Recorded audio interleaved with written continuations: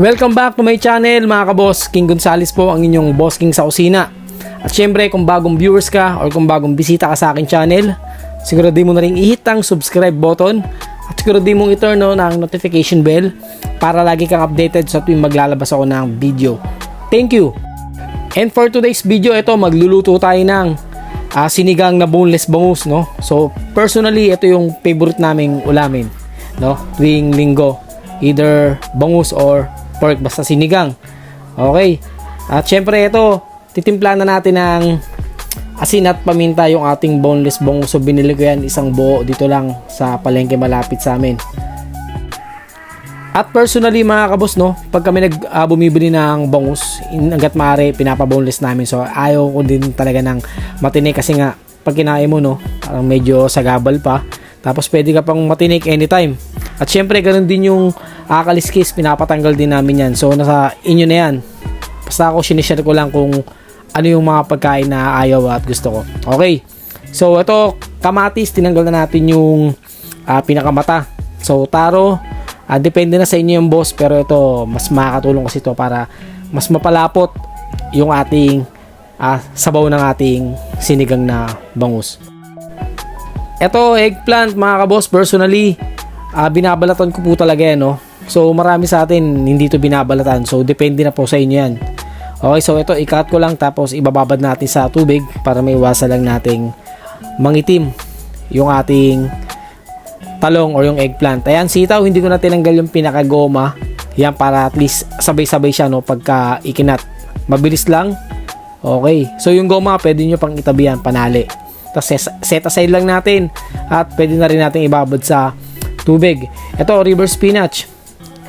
Hindi ako masyadong kumakain yan kasi nakaka-choke sa lalamunan. Okay, so instead of tubig, gumamit ako ng hugas bigas. So mas masustansya to.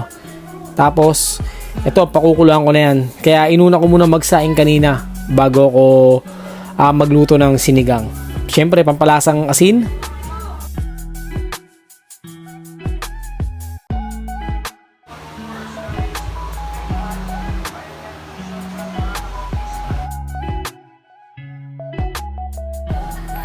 Isa ito sa part na gusto ko. Ito na yung tatanggalin ko na yung kamatis kasi tinatanggal ko talaga yung balat nito.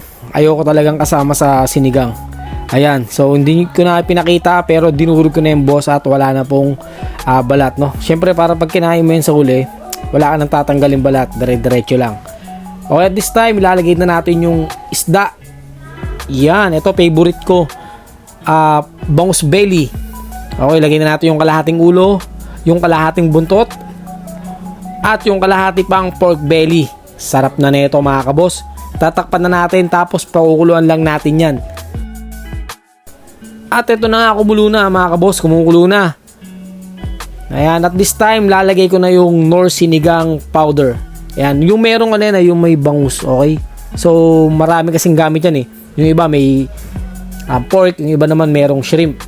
Tapos ito yung dahan-dahan ko lang siyang haluin. Huwag masyadong haluin boss kasi pwedeng madurog yung isda syempre.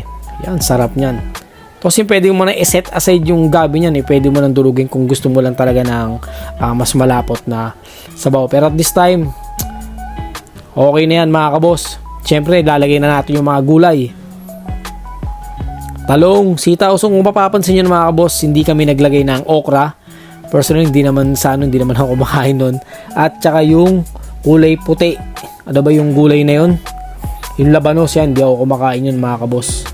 Kaya hindi ko na isinama. Kung ano lang yung nakikita yung gulay, ay lang talaga yung kinakain namin or kinakain ko. Okay, so malapit na, pakukuluan lang natin to hanggang maluto yung gulay. Tapos pwede na nating ready yan mamaya, no? Ito, titimpla muna natin siya ng patis mamaya.